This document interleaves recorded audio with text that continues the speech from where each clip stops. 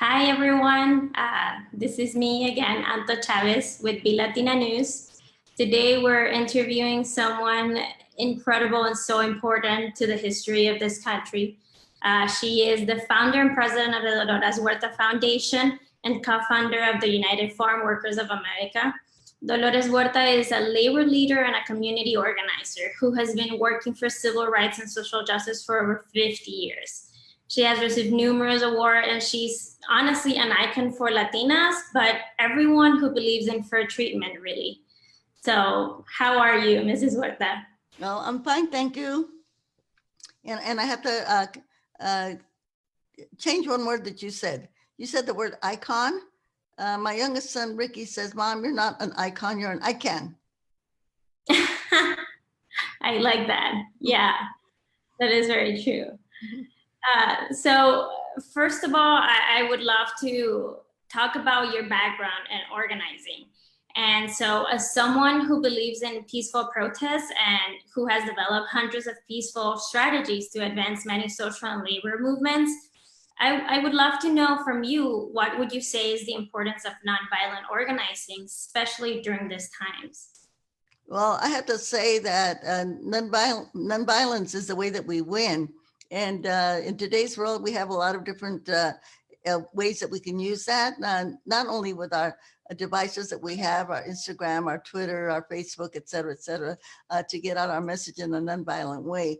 But I think it's we have to do a little bit more than just say what we do, the way that we act, our actions that we take are nonviolent. We've actually got to start fighting against violence.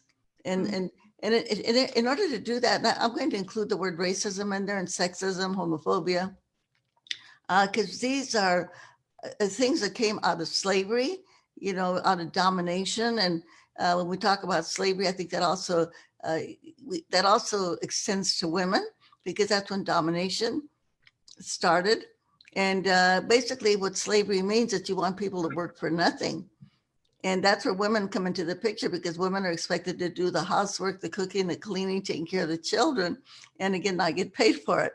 So that's kind of another form of a quote unquote slavery.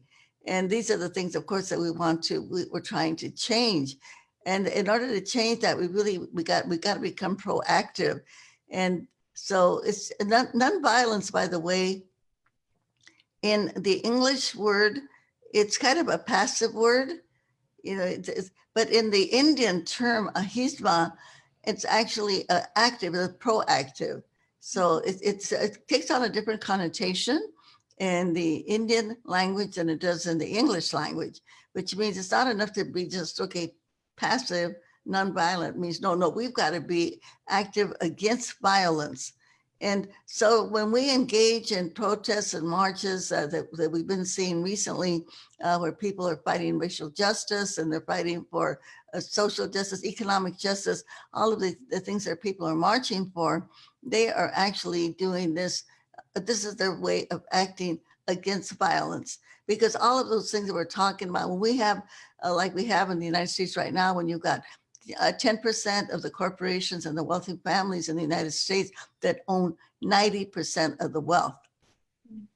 And when you have that economic imbalance, then the violence that is perpetuated against poor people and people of color, people that are now homeless because they don't have enough money to be able to rent or buy a place where they can shelter. And so, when you have police misconduct and you see that kind of violence, that's racial. So these are the things that we have to proactively fight against. And of course, I mentioned the women's issues also, because while we think about all of the people, say Black men that are being killed by police, at the same time, every single day, a woman is getting raped, beaten, or murdered. Every single day in the United States of America, because again, women are not seen as real, total human beings. They are seen more as sex objects. And these, of course, all of the things that we have to change. So when you asked about the strategies, well, we've seen some of the strategies that are taking place right now. But the other thing that we have to do on a personal level is every time that we have conversations with people, with family, we've got to consider ourselves. I liken it to being the missionaries, because we know that racism is a sickness. Like Dr. Martin Luther King said, people are sick when they're racist. I think they're also sick when they're homophobic, and they're sick when they're sexist. And so we have to look at ourselves as being the healers and the ones that are going to go out there and heal people when they have these sicknesses of sexism, racism, and homophobia. Correct. And I think that's so powerful, especially because you talk about how these things work together, all this system of oppression, whether it is racism, sexism, homophobia. And since the very beginning of your career, you have been fighting alongside leaders of different communities, not just your own. So why would you say solidarity between movements is important right now? Why is it so essential?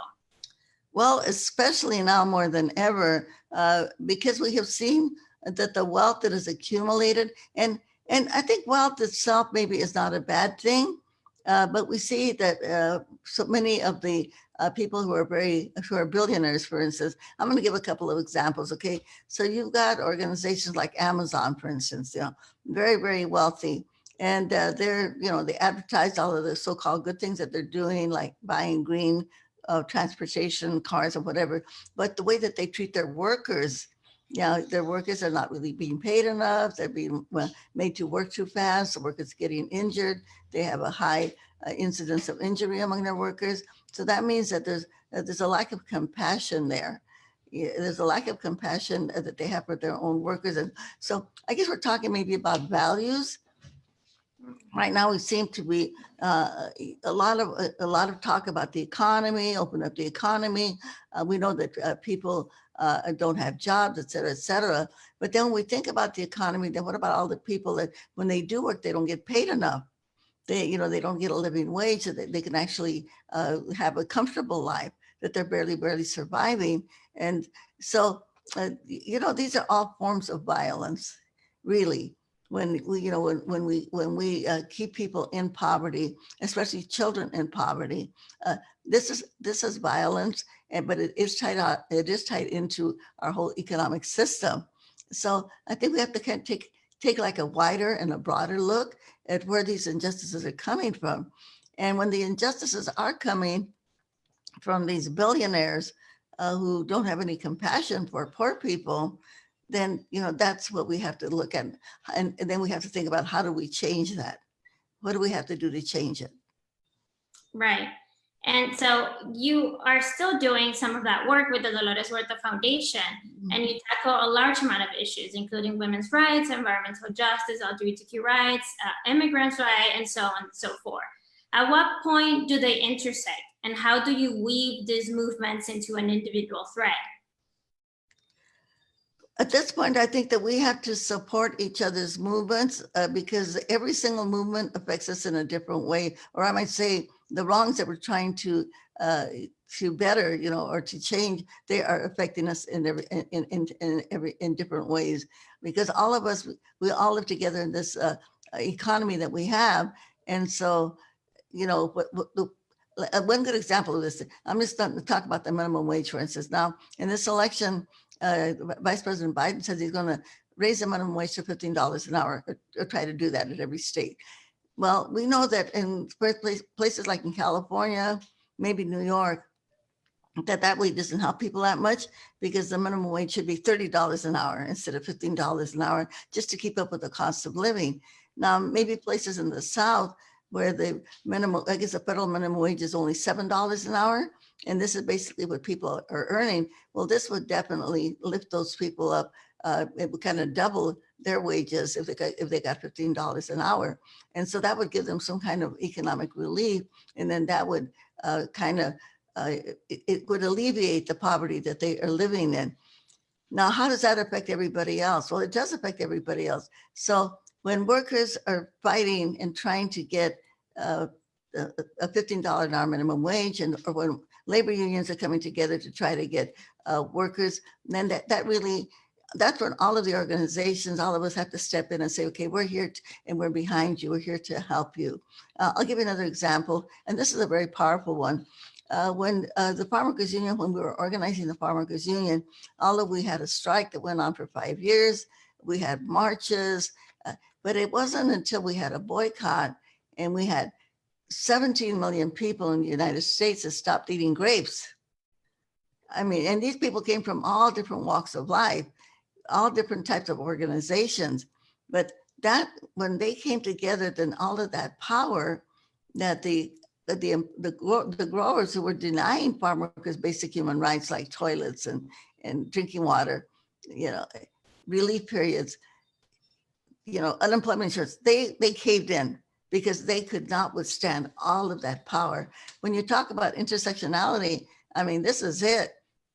Because when we think about it, we the people, I like to say people of color, women, white men of conscience, when we all come together, we are the majority.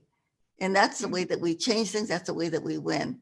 So, but we have to be able to talk to each other, explain our issues to each other so people can understand. The one great thing that we have, as I mentioned earlier, we have all of the media that we have, and that is a great way to get messages out quickly, to motivate people, to mobilize people, and so that they can come together, whether it be in the physical world and marches or come together on the Zoom world. This is the way that we can bring everybody together, and so that intersectionality is not a word, not just a word, but it's actually a movement. And I think that's what creates a movement, when everybody comes together to work on these issues. And I know we have very different issues, so sometimes maybe we have to strategize. And right now we're focusing on Black Lives Matter and on trying to change police misconduct.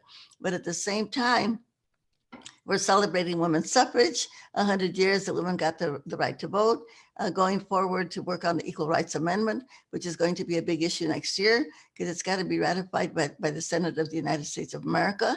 You know, so, and of course, labor issues are always with us. We're workers out there trying to get union contracts. So if we could just remember that we don't have to just work on one issue, we can be supportive of everybody's issues. And yeah, so we have to think ourselves as a movement with everybody coming together. Yeah, and now that we touched on elections and the ways in which the Senate and just politics could, you know, change and impact how these movements go forward, what do you think is the power of the Latinx community in this upcoming election, and how do we protect it and use it responsibly? Well, we have 32 million Latinos in the United States. So let's just hope they vote because they can make a difference. Right now, it's really interesting because they're saying that Texas is in play right now. And in Texas, Latinos have had a hard time even registering to vote because in Texas, you have to find a deputy registrar to register you. You know, we changed that process with California over 50 years ago. I was the one that had the good fortune to lobby that bill to the state legislature so that if you're a citizen, you can register somebody else to vote. Well, in Texas, they still have to go out there and find a deputy registrar to register them. In spite of that, a lot of people have registered. And right now, the latest news is that Trump and Biden are neck and neck in Texas. This is something phenomenal. And so we know that a large part of that vote is the Latino vote. And oftentimes Latinos were kind of reluctant to vote. And I think a lot of times it's because they feel that their vote doesn't matter and that it doesn't make any difference. And so basically what we have to do is just convince all of the Latinos, not only in Texas, but everywhere, you have the right to vote. And if we look at the successes, like in a state like Virginia, in the state of Virginia, which is a state that's in the South, you know, where Thomas Jefferson came from, that even though Latinos are only 8% of the population in Virginia, they were the deciding voters that got both Democratic governors, Terry McAuliffe and Ralph Northcamp elected, and also turned the legislature in the state of Virginia from red to blue. It was the Latino vote that did that. And so when we think of these other states like California, Arizona, New Mexico, in Texas, that we have large numbers of Latinos that are there, so the Latino vote can be very decisive. But not only that, we have Latinos in North Carolina, in Georgia, in Louisiana, and Florida, without saying Florida, it's a huge Latino vote, and then of course in New York State. So we, even in other states like Nebraska, there again we're like 8 or 9% of the vote. That is enough of us to be able to decide election. And so we're really hoping that the Latinos and Latinas will come out and vote this time, because it's going to make a big difference. And this is the way that we get our revenge, literally, because we know that there have been so many insults that have been hurled at us by Trump. It's interesting because I was on a Zoom the other day.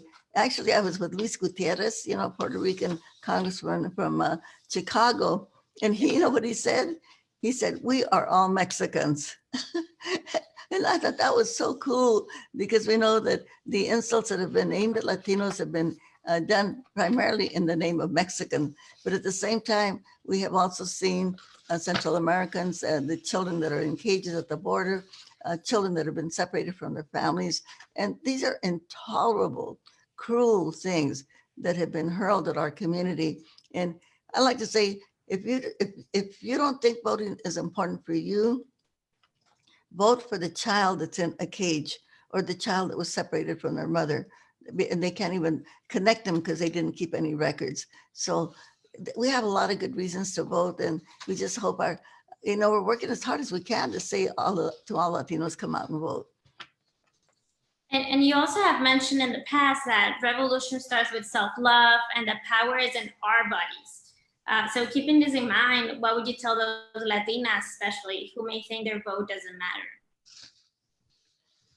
Well, we can say, I think, and a lot of times people say this and it doesn't really have as much meaning as it does today. But when we say vote as if your life depended on it, we can really say that now. And not only your life, but your livelihood also. Vote as if your life or your livelihood depended on it, because it does, especially with the pandemic. And we know that Latinos, we have been the hardest hit. Ourselves, the indigenous people and Black folk, have been the hardest hit by the pandemic. And so we know that the pandemic isn't over, right? We're right in the middle of the pandemic, but the pandemic is going to go on into next year. And we've really got to get someone in the White House that cares about people, that person is not there just for their self-interest, the way our current president is. And that's why we have to really think about that. If we want to save the lives, not only our own life, but the lives of our elderly people and our neighbors, our friends, our relatives, we have to vote this year, because we need some guidance from the White House. We know we need all the preventative equipment that we can have. And we know that things haven't been done right up to this moment, when they have to change. So with our vote, we can say we need that. We need that change. We need to be protected. Yeah.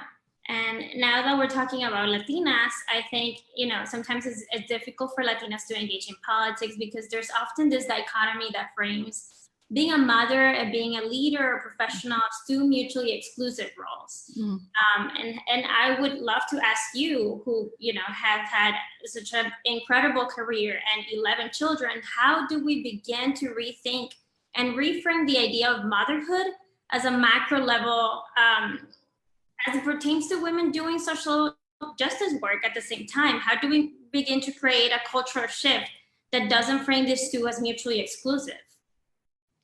Yes, and it's unfortunate that, women, we are socialized to think that we have to be the sole ones responsible for our children. That is our role, of course, as mothers. But at the same time, we need women to be in civic life and political life. And of course, in order for them to be able to do that, we do need to have some kind of a system to make sure that our children are taken care of. I think another thing too is that we feel very guilty when we ask somebody to help us with our children. But we kind of get over that guilt because we know it's important. That we can't do it unless people do help us. And we shouldn't feel guilty when we're asking people to help us with our children. And one of the things about this election too, Joe Biden is putting it out there. He's saying, hey, we're going to get a early childhood education and childcare all over the country, make it universal. So that way women can take their place in political and civic life, because we do need women. But this is the only way that we can do it, to make sure that our children are taken care of. And not only that they're being taken care of and that they're safe, but that they're also getting educated at the same time. Because we know if children are educated before kindergarten, that they're going to be have the capacity to learn, and it's easier for them to go on to college and to universities. So this is a very important thing and very dear to all women. And also some men, because we know men also sometimes have to take care of their children because of the circumstances. Yeah, of course. And when we're talking about Latinas in history, I think even though it's still a struggle and there still exists this dichotomy that we're talking about, we see more Latinas making history. Women who are engaged in politics and marginalized people involved in community organizing. Because of the type of cultural movements that people like you have helped to lead. So why does representation matter, and how do we fight the erasure of women and specifically Latinas from history? Well, we have learned that through history that women make great leaders. We have seen that in the past, Queen Elizabeth of England. We have seen the Prime Minister of Germany, the way that she has led that country. We have seen it even in our own country. We have the incredible Nancy Pelosi, the Speaker of the House, who, when she first became Speaker, she passed 100 bills in the first 30 days as her tenure as Speaker, and she's done a great job this time around. And then we have seen the young women leaders that are out there, like Greta from Germany, who is leading on the whole issue of climate change, Emma Gonzalez, and the young women from Parkland, Florida, who have been out there marching against gun violence, Malaya from India, who is fighting for, or Pakistan, I think she's from, fighting for children to be able to get, for young women to be able to get the right to learn. And this pandemic has taught us something also. In the places where we have, and I'm gonna use the word feminists, okay? But feminists as leaders, there has been less people that have been dying from the pandemic, less people that have gotten infected. So we know that we as women can be leaders. And Coretta Scott King said that we will never have peace in the world until women take power. And I do believe that, because women do not want to see their brothers, their sons, their husbands killed. And so I think women, we have just have more compassion. And we know that we are as intelligent as men. Maybe we don't have the physical strength that men have, but we are definitely as intelligent. And we have another secret weapon, and I call it women's intuition, okay? Because sometimes we know when something is going right or when something is going wrong, and sometimes we can't really explain it. It's not very rational, but we feel it. And so I think that women are very, very equipped to be leaders. And I think it's going to happen. At some point, we will have a woman president in the United States, and we're kind of far behind right now, because other countries, many other countries have had women as leaders, but in our country, unfortunately, we still have a lot of machismo and a lot, I'm going to use the word ignorance. And when I use that word ignorance, I think that applies to, again, the sexism, the racism, the homophobia that we have in our country is really, really based on ignorance. So that one of the things that we have to do in terms of strategies is to make sure that in our educational systems, from the time that little boys and little girls go to school together, starting back there in kindergarten, that we teach them that boys and girls are equal, and that women and girls should not be looked at as sex objects or as objects. I think we can start that. And we have seen, even in today's world, that a lot of the young people, the machismo is not as strong maybe as it was with their parents or grandparents. So we know that this is something that is achievable. And so we can also do that with racism, by the way, too. And just remind everybody that we are one human race. All of us, we're one human race, and our human race came from where? Africa. Homo sapiens, that's who we are. And as our human race traveled throughout the planet, people lost their skin color, they got lighter, different colors of hair, different colors of eyes, but we are still one human race. And in fact, we should never use the word race unless it's attached to the word human. So this is what we have to do, because we know that racism and sexism are deadly. When you have somebody that will drive 200 miles to kill people because they're Mexicans, or kill people in a synagogue because they're Jews, or in a Black church because they're Black. And we know that this, or people kill people because they're Muslims. We know that this has to change. And who can do that? Women. We are the ones that can make that happen. Of course, and now we're so close to the election, so we have an opportunity every day. But now that we're so close to the election, aside from voting, how can we get involved? How can people get engaged and involved beyond voting? And how would you suggest that they continue that work after election day?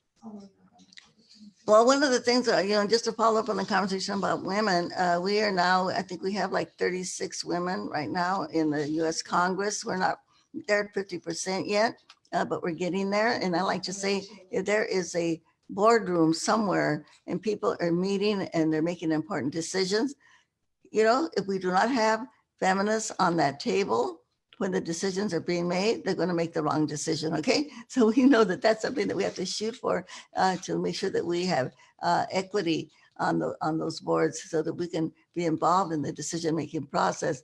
And we have so much work to do. We still have another week, a few more days before the election. And we can really get on our cell phones and our all of our social media devices and just encourage everybody to vote. We can call 5 people, ask them to call 5 more people, and ask them to call 5 more people, and kind of make a big network of people calling everybody to please vote, and then helping people, because there's something too, I want to say in the Latino community with first-time voters, especially older voters, when they get their ballot and they look at the ballot and they see all these names on the ballot and they see all these propositions and they think it's an exam. And so we have to say, no, it's not an examination. You don't have to fill everything in, just vote for the president, the vice president, Joe Biden, Kamala Harris. I'm a Democrat, vote for all the Democrats. Yeah, if there's somebody's name on there, some proposition that you're not familiar with or that you don't know, it's okay to leave it blank, okay? You don't have to vote for everything. So as they say in Spanish, no quieren quedar mal. So they have to vote for everything and said, no tienen que marcar todo. Just put in the things that you know. And we can do that. And, when we call people to encourage them to vote or remind them to vote, just say, do you need any help in voting? Can I help you in any way? Because sometimes, again, people are embarrassed to ask for help because they think, well, I'm supposed to know everything and I don't. And they send me this paper and what do I do with it? So I think it's really important. And we have a few days left and people can just get on their social media and just tell everybody how important it is to vote.